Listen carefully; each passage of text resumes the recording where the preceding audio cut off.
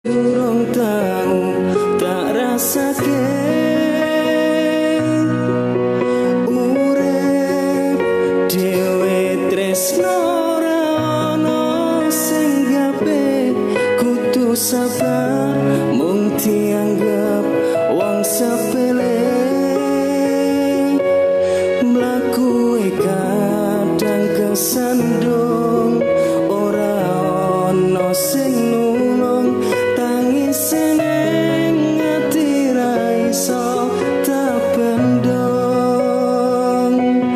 mlaku kadang kesandung ora ana sing nulung tangi seneng ati ra iso tak bendong aku pancen wong sepele.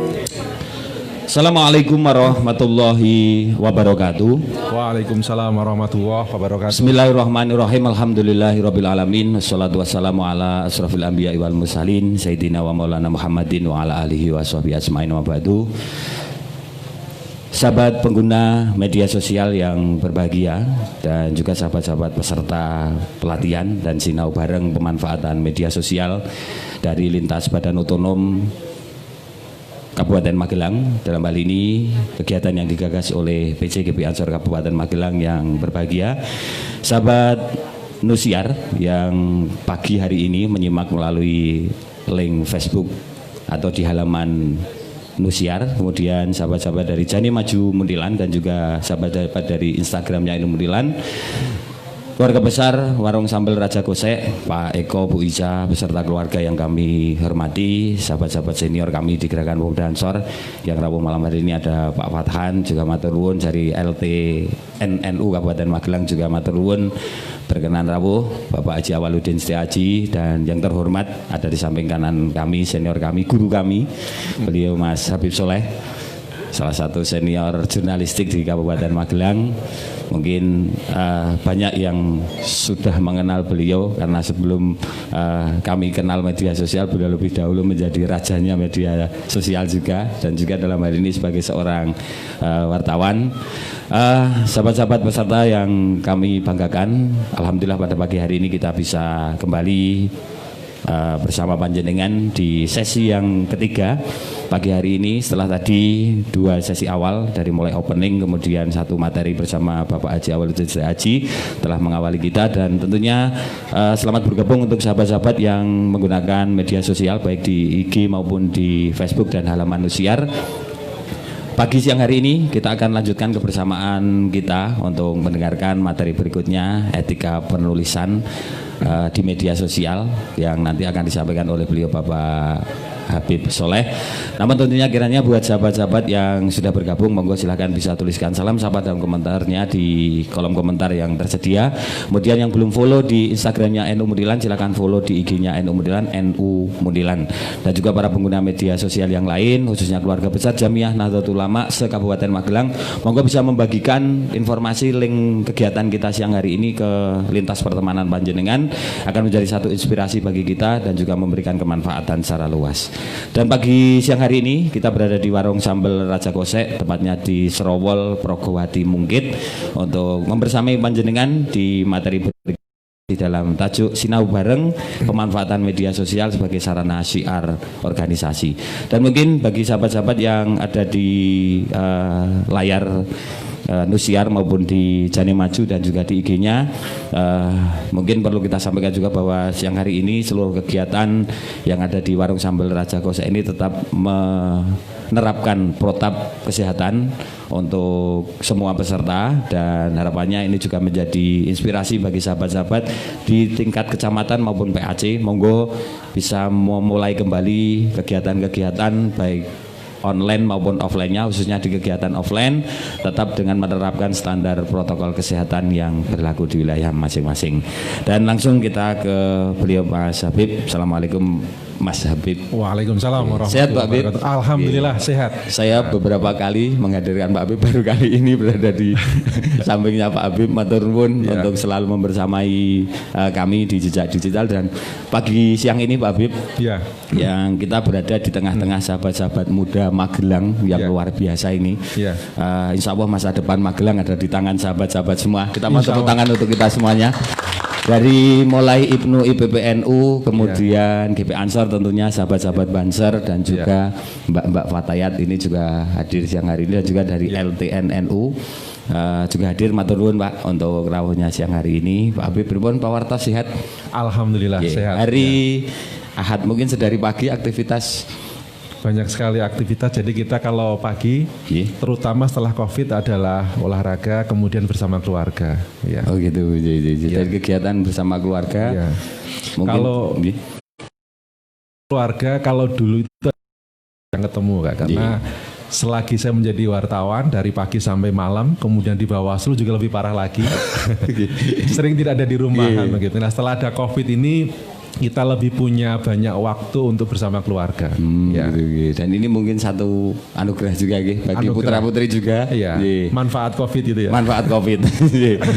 Tanpa bermaksud untuk mengartikan makna yang lain Pak Habib. Jadi dengan COVID ini memberikan satu pembelajaran juga bagi kita, waktu yang lebih banyak dengan keluarga, dengan putra-putri kita tentunya. Dan mungkin melengkapi informasi juga Pak Habib, ini menjabat berapa tahun Pak di Bawaslu? Saya di Bawaslu baru dari 2017 ya. Dari 2017. 3 tahun ya. Oh 3 tahun. 3 tahun. Ini berakhir? Nanti insya Allah berakhir 2023. 2023 dan bisa dilanjutkan kembali jenjang berikutnya. Insya Allah tergantung suasana hati. Oh gitu. Suasana hati. Pak Habib matur nuwun, ini mengawali suasana pagi siang hari ini terkait dengan materi yang akan disampaikan, dan mungkin sahabat-sahabat ada yang belum menerima materi kita bagikan di sampeyan yang mungkin berbagi dengan temannya, masuk jejere rung duwe nomor kontak.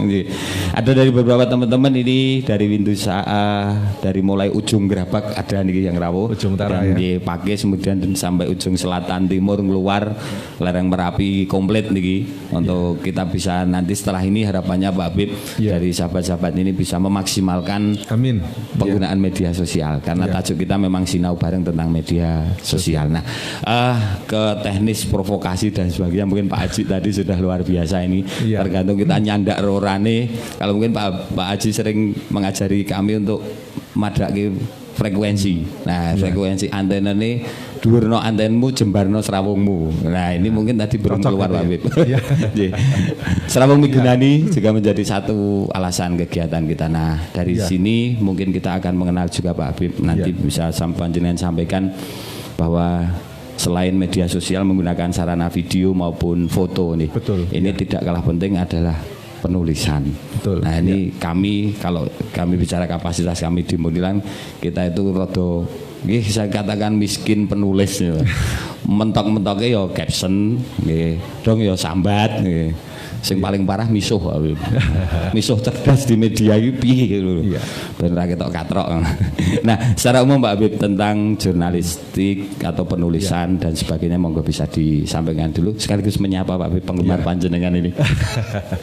Terima kasih, selamat siang sahabat-sahabat NU Muntilan, sahabat dari GP Ansor Kabupaten Magelang, Fatayat, Muslimat dan luar biasa, dan wabil khusus pada senior-senior kami ini. Ya ini dulu kalau saya tuh biasa melihat mereka dari jauh kan gitu. Jadi Mas Haji kalau lihat tuh kan kayak di awang-awang kan itu. Mas Haji, Mas Fatkan dari LTNU. Kemudian ada juga senior saya. Jadi saya masuk Magelang itu 2009 dan saya punya senior yang luar biasa.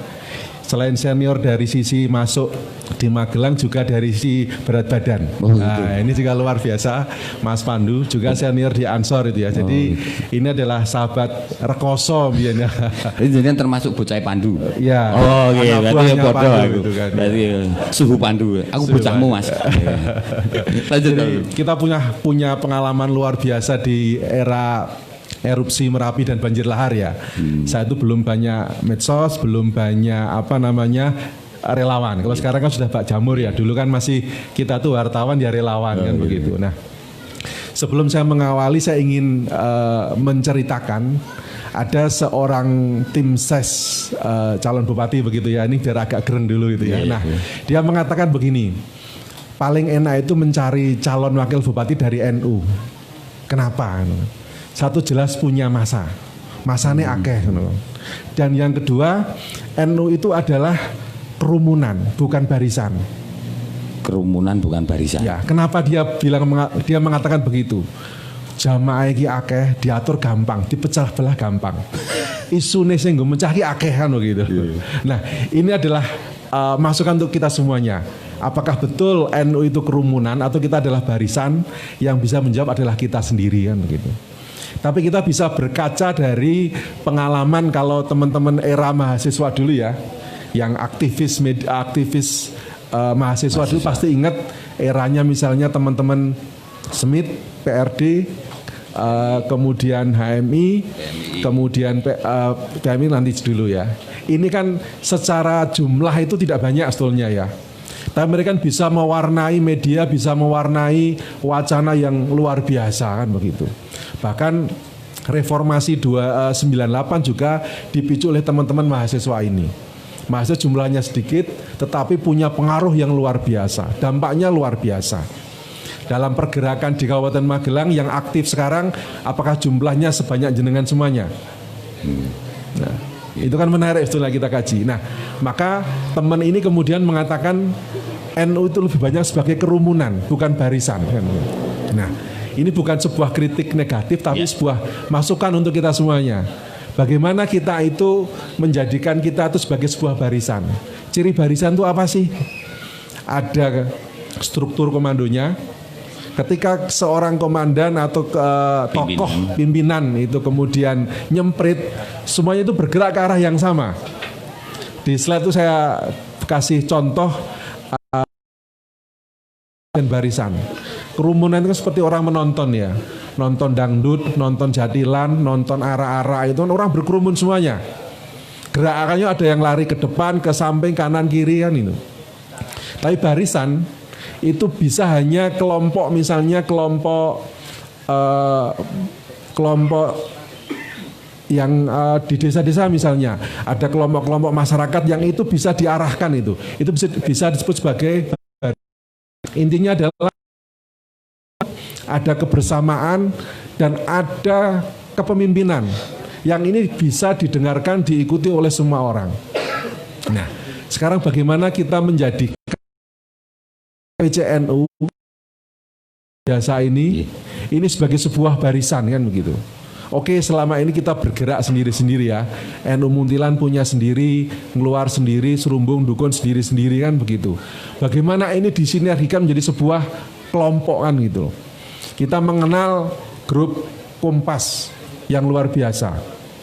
Dia turun punya kelompok media di Tribun itu kan. Tribun itu ada Tribun Jateng, Tribun Jogja, Tribun mana-mana dia punya. Ini satu barisan dia. Ada satu manajemen yang sama gitu kan. Jadi mereka bisa sekarang misalnya begini, ada mereka ingin mengangkat isu A kan begitu. Tribun Jateng yang liputan. Ini bisa ditayangkan dalam Tribun seluruh Indonesia. Demikian juga kelompok Jawa Pos. Dia punya grup radar-radar itu. Bahkan di sana itu selain grup radar ada kelompok-kelompok lain. Istilahnya biru begitu, ada agen-agennya. Yang ini semuanya itu adalah meskipun bergerak sendiri-sendiri, tapi ada kesamaan ya. Mereka ada struktur komando yang mengikat. Nah, kita juga sama sebetulnya. Kita dari pusat, provinsi, kabupaten, sampai kecamatan dan desa punya struktur. Betul.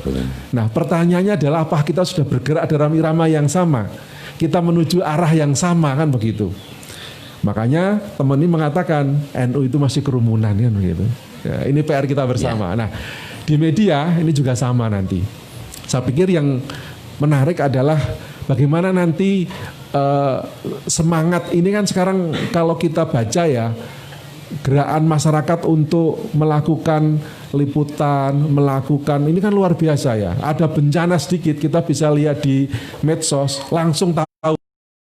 Bahkan sekarang teman-teman wartawan itu banyak mengambil informasi itu dari medsos. Ya. Iya, betul. Dari grup-grup di Muntilan, kemudian Mungkit kan, info kecelakaan dan sebagainya. Karena apa? Jumlah wartawan terbatas, jumlah masyarakat tidak terbatas. Mereka ada dimanapun kan begitu. Sekarang kalau ada kecelakaan itu, sering saya lihat itu orang tuh turun moto langsung upload kan begitu.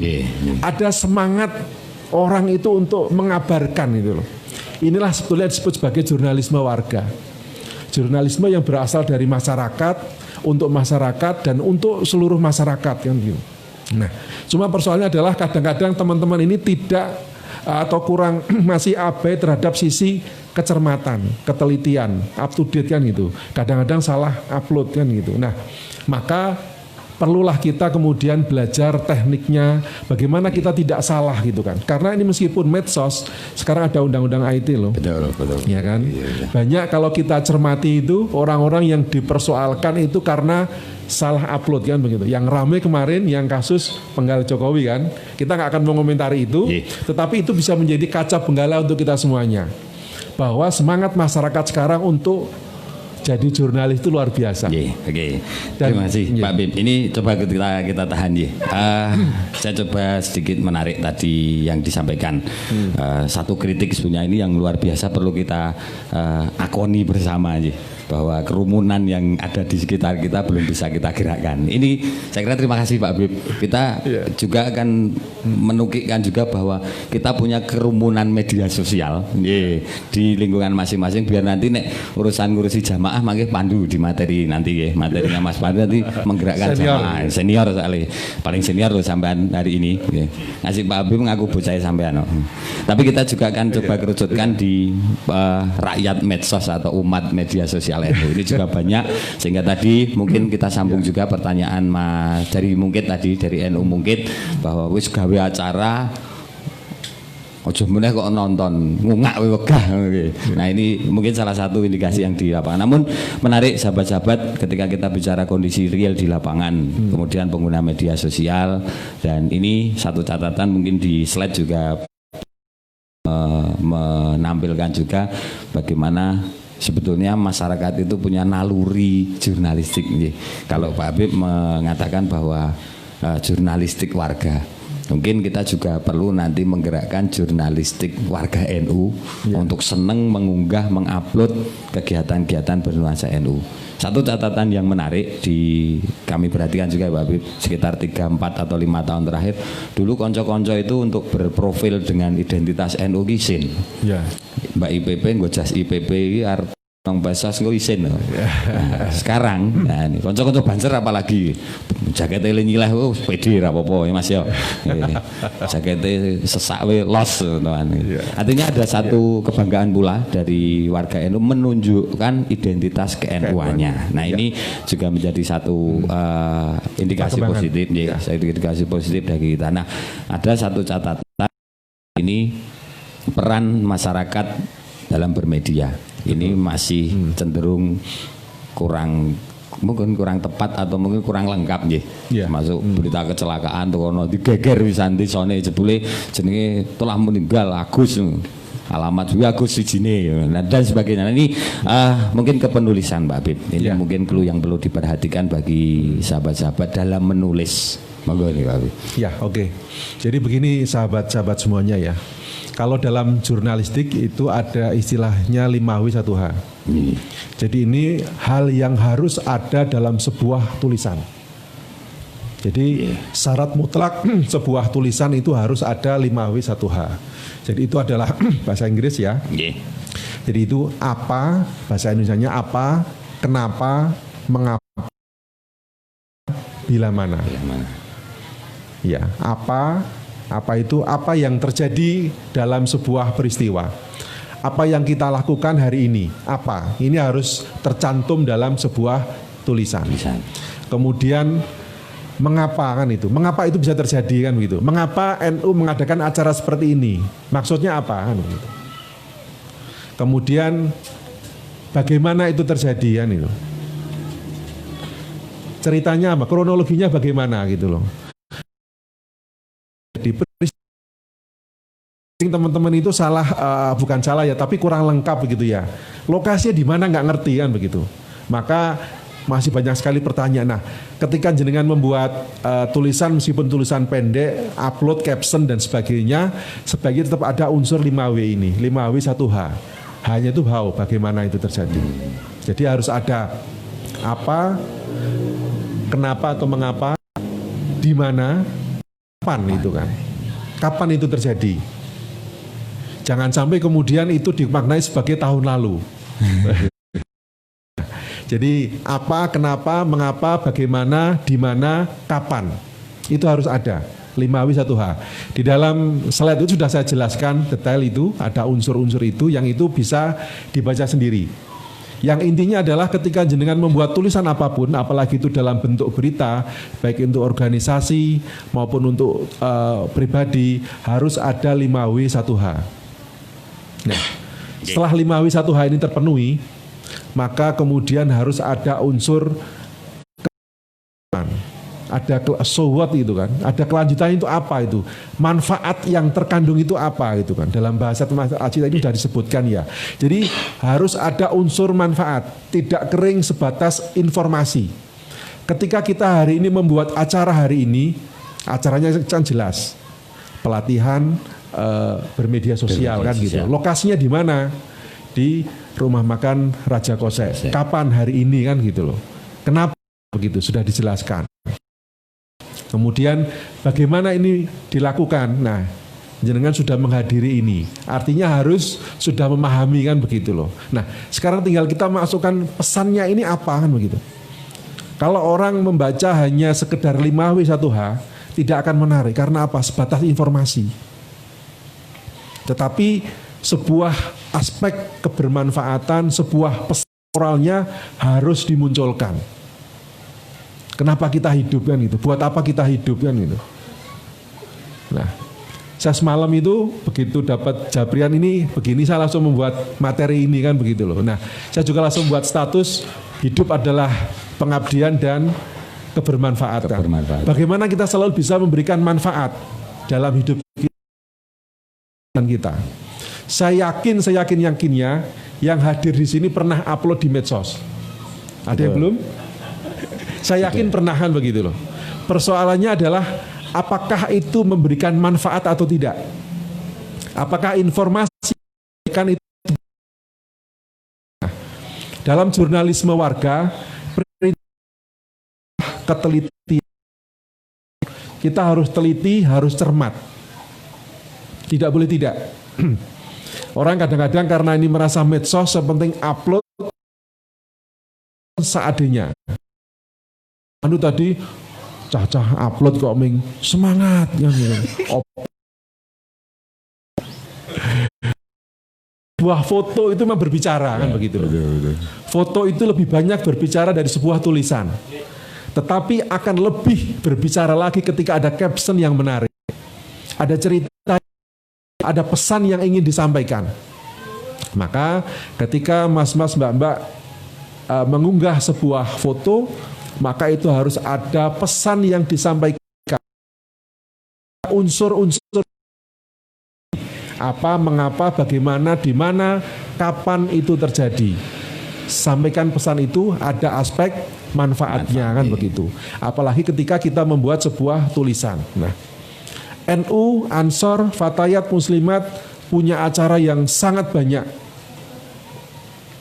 Hampir tiap minggu saya yakin di tiap kecamatan pasti ada pengajian. Ada berjanjian, ada kegiatan-kegiatan yang sifatnya yang jahat dibanding orang yang baik. Apakah lebih banyak orang yang berniat negatif daripada orang yang berniat positif? Yang terjadi adalah orang yang negatif itu lebih aktif di medsos. Sementara saya ngapi-api ini meneng baik, nyimak itu. Jadi kalau komen pol-pol nyimak hadir kan begitu. Saya pernah melakukan studi menjelang pemilu pilpres, tahu kondisinya luar biasa panas ya. Dan medsos menjadi sebuah ajang kampanye yang luar biasa. Setiap kali ada komen provokatif, saya tuh iseng, saya lacak itu. Saya buka akun-akun yang berkomentar negatif, yang keras-keras begitu. Dan yang menarik adalah ada pola yang sama dari mereka ini, yakni akun bodong. Ciri-cirinya adalah dia jarang upload. Kalau upload kui-kui wae, jumlah pertemanannya sedikit, kemudian sedikit like dan komen. Sangat sedikit sekali like dan komen. Ketika dia ini upload, yang komen tuh hanya mungkin 1, 2, 3. Dan yang komen atau like ini ketika kita lacak lagi lebih jauh lagi juga sama kan begitu. Artinya mereka banyak menggunakan akun-akun bodong yang bukan akun sehari-hari. Kalaupun iya, dia adalah orang yang mungkin kurang bersosialisasi ya. Buktinya adalah jumlah pertemanannya sedikit. Beberapa saja, mungkin puluhan maksimal ratusan. Jarang yang sampai tembus maksimal 5.000. Nah, ini menjadi bukti bahwa mereka itu hanya aktif di permukaan. Ke bawahnya itu tidak punya akar. Nah, kenapa teman-teman yang ini baik-baik ini diam di medsos? Tidak aktif. Jadi saya yakin kalau jenengan semuanya itu aktif di medsos, banyak mengunggah konten-konten yang positif, ini maka nanti media sosial kita, ruang-ruang dunia maya kita akan penuh dengan kegiatan yang positif pula. Jadi ini menjadi keprihatinan kita bersama. Maka ketika kemarin menjelang pemilu, kami mewajibkan teman-teman Panwascam, teman-teman Panwasdes dan PTPS untuk punya akun medsos. Sepele kan? Jadi Panwas wajib punya akun medsos. Saya wajibkan itu. Dan harus mengunggah kegiatan-kegiatan yang positif. Kenapa? Sekarang orang bangun tidur yang dibuka itu bukan Al-Quran, bukan anak istri ya yang disentuh ya. Tapi HP-nya masing-masing. Update status Facebook, Instagram, Twitter dan sebagainya. Menjelang tidur yang disentuh terakhir kali juga sama. Ini adalah kecenderungan kita semuanya, termasuk saya kan begitu. Pak Habib, ini provokasi dalam otak kita segera harap nopo. Ini pertanyaannya di situ. Namun dari cara penulisan secara simpel mungkin Pak Habib tadi menyampaikan. Namun kiranya ini yang sangat menarik nanti ketika sahabat-sahabat dalam tanda petik non sewu merasa terangsang. Kalau bicara konco-konco di Muntilan, kita gairahkan kalau naluri menulis itu sebenarnya dalam diri kita semuanya punya. Kita dalam diri kita punya. Mungkin clue-clue yang perlu kita pertajam lagi Pak Habib. Satu tentang kemanfaatan, dua menggali potensi tadi yang kita ada dalam diri kita maupun lingkungan kita. Apalagi kalau basic kita dalam hal ini kita sebut juga Pak Habib, yang rawuh ini adalah penggerak di motor di wilayah masing-masing. Kita akan coba nanti berangkat dari kecamatan, dari kalau saat ini NU akan bergerak dalam tanda petik di media sosialnya, hari inilah kita bisa mengawali itu. Dan dengan potensi yang ada. Namun ini Pak Habib yang perlu mungkin nyuwun panjenengan pertegas, etika dalam bermedia ini nopo mawon yang perlu diperhatikan sehingga nanti kalau digabungkan dengan yang dingetikake Pak Haji itu publik bisa menerima itu. Ketika kita ngomong pakai NU Taman Agung misalnya atau IPPNU, IPPNU ngerti Kalinegoro, KLNGR gitu. Kalau bisa dari Kalinegoro kita isih KLNGR. Oh sudah, oke siap. Nah itu etika Pak. Ketika kita akan menjual, kita sebut ini menjual ya Pak. Pak Habib, kita menjual satu konten, satu produk sehingga uploadan kita itu bisa diterima. Yo contoh keluar misalnya live acara sing nonton rolas, sing 10 cah Muntilan rapopo sementara Mas.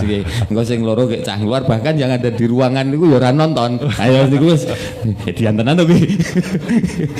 Bahkan adminnya aja enggak nonton ya. Ini resikone PC Fatayat yang punya Facebook baru ini. Kayak hobo pengen piye carane lem mundak kayak golek kanca serawung. Pak Habib, etika kembali Pak Habib. Oke, siap. Ini melanjutkan tadi yang sempat saya singgung terkait dengan ketelitian dan kecermatan. Nah, di samping ada ketelitian kecermatan adalah akurasi data. Data tidak boleh salah. Ketika jenengan menulis apapun, baik medsos, apalagi tulisan untuk kegiatan masing-masing, data tidak boleh salah.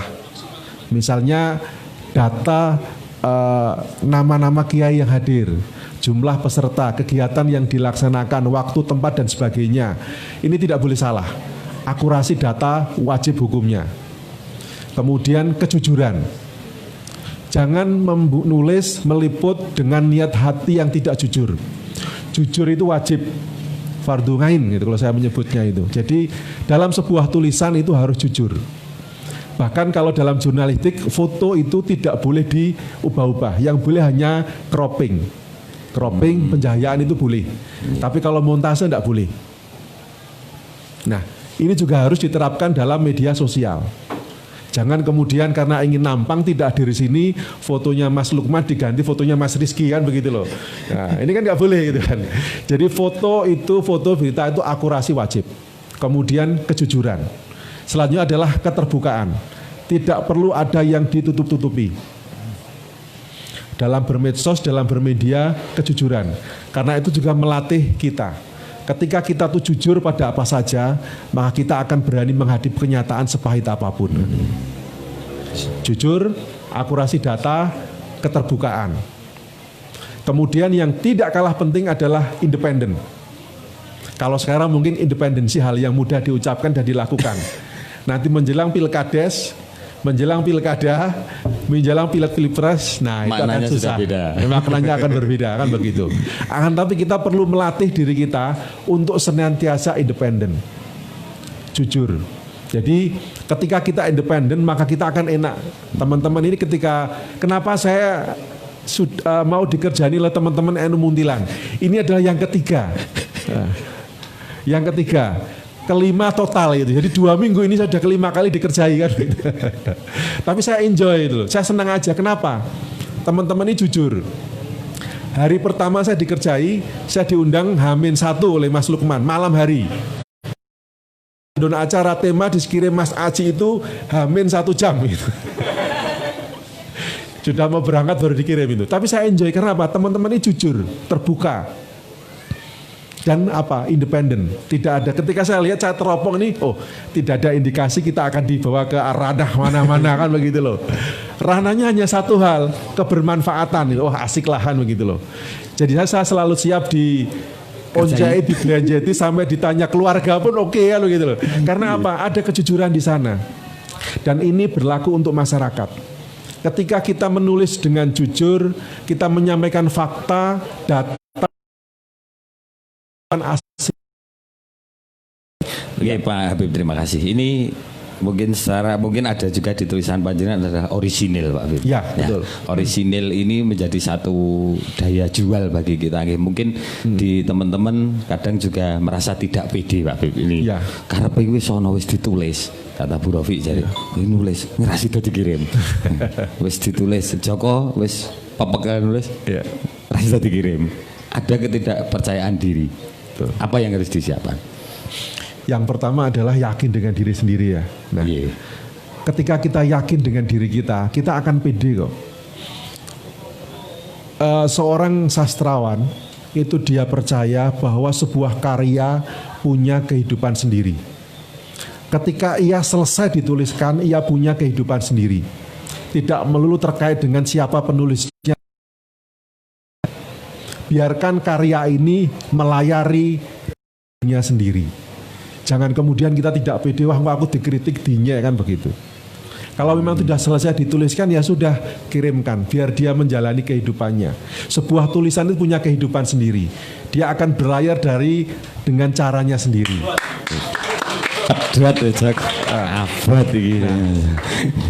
Ketika jenengan menulis, usahakan menulis yang baik. Nah, ada tipsnya ya menulis yang baik. Kelemahan para penulis pemula itu adalah ingin segera mengambil tema yang berat, segera jadi, kan gitu. Jadi niatnya abot-abot sih kan begitu. Seleksi bingung. Bingung. Nah, padahal menurut saya menulis itu tidak harus berat-berat. Kita latihan menulis itu bisa diawali dengan hal yang paling ringan. Saya punya pengalaman dulu di Semarang itu. Pernah diminta ngajar anak kelas 4 SD, 5 SD, dan 6 SD. Jadi ada sekolah favorit, saya diminta ngajar anak-anak ini. Nulis aja itu mereka itu masih kesulitan ya, belepotan gitu loh. Tapi mereka sudah diminta diajari menulis yang baik. Maka yang saya lakukan adalah, kalau kita ajak teori, percuma kan. Diajari teori 5W1H mereka juga akan cepat lali kan begitu loh. Tapi yang saya ajarkan adalah ketika orang tua kita mengajarkan kita belajar berjalan. Opo anak dhewe itu diajari cara berjalan. Nek mlaku ngene iki kan begitu. Tidak. Ya wis, kita belajar secara otodidak. Nah, anak-anak ini saya ajari cara menulis. Saya wajibkan setiap hari menulis, bangun tidur ki ngopo. Apakah dia bantu ibunya, kemudian masak dan sebagainya, kemudian dia di jalan melihat apa. Pengalaman di sekolah belajar apa dia tuliskan. Setiap hari setorkan kita bahas, kita diskusikan begitu. Nah, ternyata ini membuat pengalaman yang luar biasa. Ketika saya sudah pulang ke Magelang, ada anak ini yang kemudian japri, Pak terima kasih, saya dulu diajari menulis jenengan, saya sekarang menulis juara tingkat kota Semarang misalnya. Ini anak kelas 4 SD. Jadi ini adalah salah satu contoh kasus betapa ketika menulis rasah kokean teori. Arab menggunakan teori yang mulu-mulu ora usah. Yang penting dadi kan begitu. Nek perlu tutup mata masuk kamar dadi. Anda tahu Mas Hani Sutrisno, Desa Bahasa? Ya kan? Mas Hani itu dulu pernah beberapa kali ngontak saya untuk membuat buku. Nah, tapi karena dulu sibuk di erupsi Merapi, tidak pernah saya bisa ada waktu untuk membantu menulis buku. Dan Mas Hani punya resep, ini mungkin menyiap Mas Hani ya. Saya buka rahasia sebentar. Mas Hani itu punya tips menulis yang luar biasa saya pikir. Jadi ketika dia punya target, jadi dia sama penerbit itu diberikan target menulis buku 1, 2, 3. Sekali itu menulis tidak hanya 1 buku, bisa 2, 3 buku. Nah, yang dia lakukan adalah seperti pertapa. Dia menyiapkan segala sesuatunya, taruh di dalam kamar. Kemudian dia di dalam kamar menyiapkan mulai dari konsumsi ya, minum, snack. Dia tidak keluar kamar kecuali tulisannya selesai. Artinya apa? Fokus. Jadi soal teori, cara, metode, carry. Yang penting nulis. Jenengan jalan belajar jalan kan ya ora perlu belajar teori kan. Belajar naik motor juga ora perlu ndaki-ndaki kan. Di antara yang hadir di sini siapa yang belajar naik motor, belajar di tempat kursus? Ada nggak? Nggak ada. Nggak ada kan? Teori. Jatuh bangun itu biasa. Tulisan jelek itu biasa kan begitu. Saya dulu belajar nulis, pulang Magelang diajari Mas Pandu Senin ya biasa kan begitu. Jadi intinya adalah belajar. Nah, kemudian ketika jenengan sudah menulis, jangan langsung diedit. Jangan langsung diedit. Wes tulis opo anane sak karepe ide itu mengalir. Karena begini, ide itu mengalir seperti air. Ketika jenengan membuka keran itu kecil, ya milihnya cerat-cerit. Keran buka lebar itu akan mengalir dengan deras. Nah, jangan hambat aliran ide, aliran gagasan keluar dari pikiran jenengan. Buka keran lebar-lebar, tulis. Arda di cerpen, arda di novel, arda di caption, ra masalah kalau gitu loh.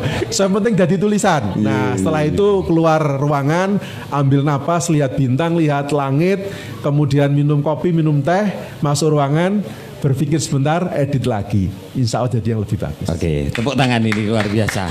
Satu trik yang simple bagi kita untuk coba bisa lebih percaya diri, jelas yang pertama. Kemudian kita juga merangsang diri kita juga untuk produktif ini Pak. Kadang kita cenderung senang moco, kemudian menyimpulkan dalam pikiran, nilai nulis, ratakan, tanya Andra. Nah, di sesi menjelang akhir nih Pak Habib, nanti mungkin di sesi tanya jawab akan lebih menarik. Dalam sudut pandang Pak Habib, karena ini juga berangkat dari penggerak di masing-masing kecamatan yang harapannya nanti juga Ansor bersinergi dengan Fatayat, dengan IMLI PPNU sehingga akan muncul satu gerbong besar, kalau tadi tidak hanya kerumunan namun menjadi satu barisan di tingkat kecamatan masing-masing. Kita tidak perlu nanti di kabupaten karena cukup dengan sekali sentuh, pilih saya, tadi pilih saya. Helmi itu maksudnya Pak. Pak Habib, seberapa penting teamwork di penulisan ini? Mungkin Panjenengan bisa menyampaikan sejauh pengalaman Panjenengan dulu. Sekarang saya yakin Pak Habib tidak bekerja sendiri, ada tim. Nah ini mungkin apa yang bisa dilakukan teman-teman dan sahabat-sahabat nanti di kecamatan untuk membangun teamwork tentang penulisan itu sendiri. Monggo Pak. Ya, manusia itu diciptakan penuh dengan keterbatasan. Ketika kita pinter motret, saya tidak yakin dia juga pinter nulis.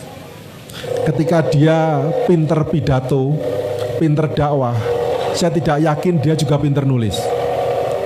Saya merasa kalau saya itu lebih isoh nulis daripada pidato. Yeah. Ya. Dulu. Jadi satu hal yang paling saya benci itu adalah mic. Jadi kalau harus bicara depan forum saya benci gitu kan itu. Tetapi karena dikerjani teman-teman maka ya oke lah.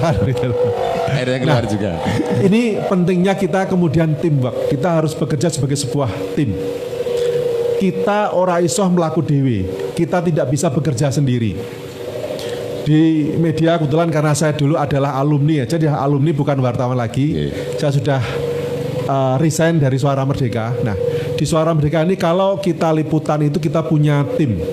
Jadi setiap sore kita sudah membuat program. Besok kita mau liputan apa, kita mau menulis apa, kita mau memotret apa. Kalau kemudian ini adalah sebuah liputan yang besar, kita akan bagi tugas. Kamu menemui si A, kamu si B, ini si C, kamu ini.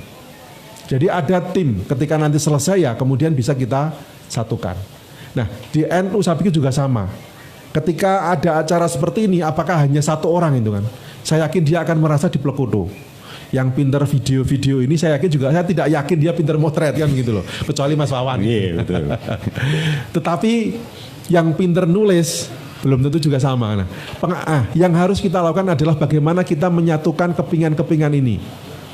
Teman-teman punya bakat, punya ini yang berbeda-beda. Ayo kita manfaatkan kan begitu. Dalam satu tim pasti punya bakat, punya ini yang berbeda-beda. Nah, bagaimana kita mengenali karakter, kelebihan orang-orang di antara kita. Ini penting. Ketika dulu kita terpilih sebagai komisioner Bawaslu, yang saya lakukan pertama adalah saya berusaha untuk mengidentifikasi apa kelebihan saya, apa kekurangan saya, apa kelebihan dan kekurangan rekan-rekan saya. Kemudian kita bagi tugas.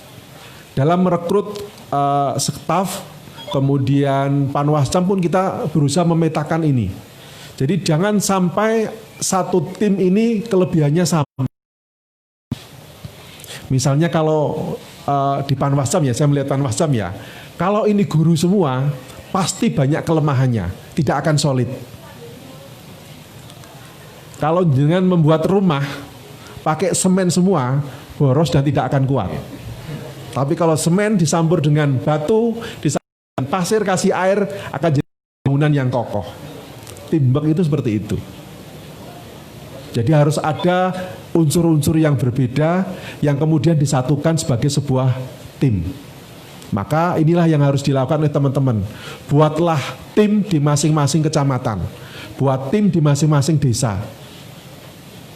Jangan rekrut orang yang sama. Orang yang dari karakter, dari latar belakang guru akan punya karakter yang sama. Pelakunya podo kan begitu. Nanti curhatnya juga sama kan gitu loh. Tapi kalau ini dari unsur yang berbeda, maka dia akan satu kesatuan yang luar biasa. Oke, terima kasih. Dan ini akan coba kita bangun juga di masing-masing kecamatan karena kita targetnya nanti Pak Habib, manajemen potensi masing-masing kecamatan ini mungkin juga akan berbeda-beda. Dari basic ngerabak dengan luar dengan mertoyudan mungkin akan punya spesialisasi yang berbeda-beda. Dan ini saya kira akan menjadi satu warna yang luar biasa bagi Magelang. Dan sebelum kita akhiri Pak Habib, mungkin kita sahabat juga untuk sahabat-sahabat yang mungkin pagi hari ini juga turut menyimak ini di frekuensi kita atau di link kita siang hari ini. Matur nuwun untuk sahabat-sahabat baik di Indosiar maupun di Jani Maju siang pagi hari ini. Ada teman-teman dari SD Terpadu Ma'arif Gunung Pring, ini Bu Fitri juga hadir di siang hari ini. Kemudian ada dari pelajar NU Negoro nderek nyimak, ada juga ini adminnya. Matur nuwun.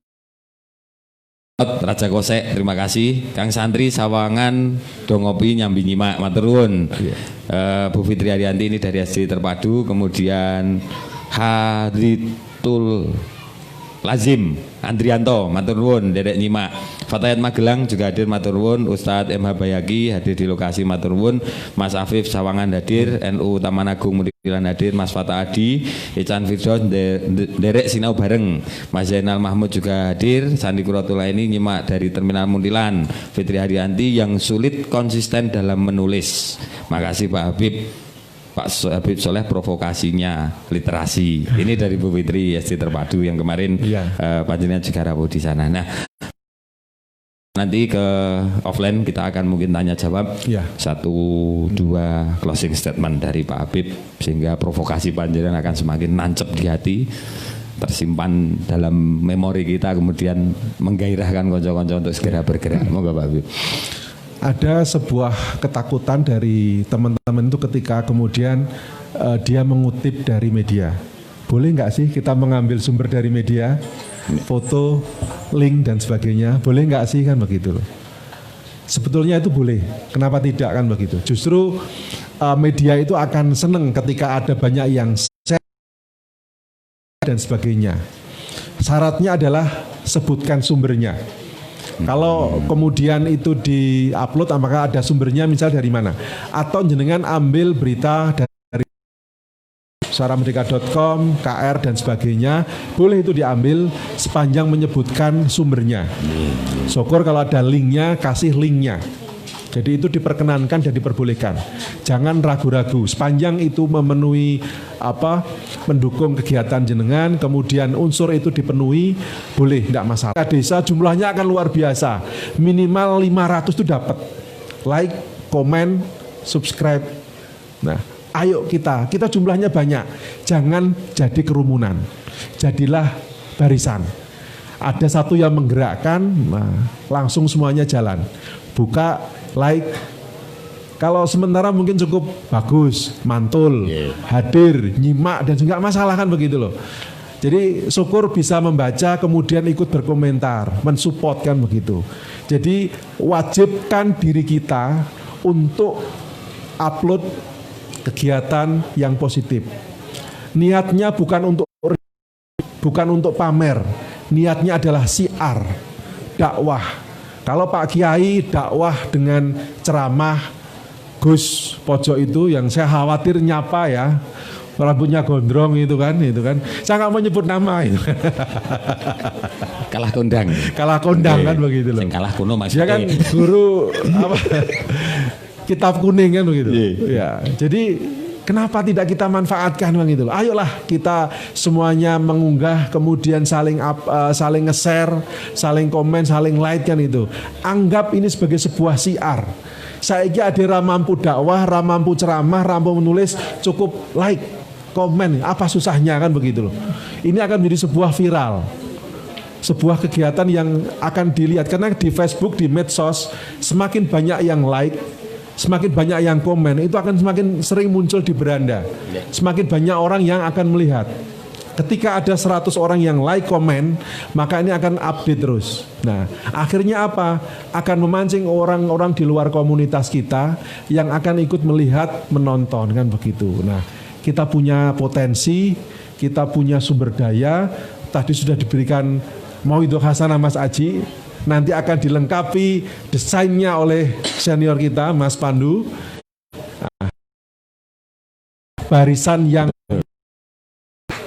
dan tidak cukup berhenti pada kerumunan, namun kita akan bergerak menjadi sebuah barisan. Terima kasih Pak Habib, ini luar biasa. Dan nanti di sesi offline kita mungkin ada 1-2 yang mau ditanyakan. Sahabat Facebook dimanapun sahabat berada, sahabat Jani Maju, sahabat Nusiar, kemudian sahabat IG-nya NU Mundilan juga terima kasih. Ketambahan 5 menit ini untuk jadwal kita. Mungkin nanti kita sambung di jeda berikutnya. Dan terima kasih untuk kebersamaan panjenengan. Terima kasih juga untuk semua pendukung dari program kegiatan Sinau Bareng pemanfaatan media sosial bersama PC GP Ansor Kabupaten Magelang. Dan kita akan undur diri. Kita akan bersua kembali kurang lebih 30 menit ke depan dengan satu materi yang tentunya akan melengkapi hasanah semangat kita untuk bermedia sosial. Setelah tadi semangat kita terpupuk, cara menulis kita juga sudah tersusun. Ada satu pendukung yang perlu kita kenali juga, yaitu tentang desain, mungkin hal-hal yang menarik pendukung dari unggahan pemanfaatan media sosial kita bersama sahabat Pandu. Terima kasih Pak Habib untuk kebersamaannya siang hari ini. Sukses selalu untuk panjenengan. Mohon doa restu dan bimbingannya selalu kami sak konco muda di NU untuk lebih serawung migunani, lebih luas dan memberikan kemanfaatan bagi semuanya saja. Salah kata ucap mohon maaf yang sebesar-besarnya. Kita bersua di jeda berikutnya dan salam tradisi dan inovasi. Billahi taufik wal hidayah. Wassalamualaikum warahmatullahi wabarakatuh.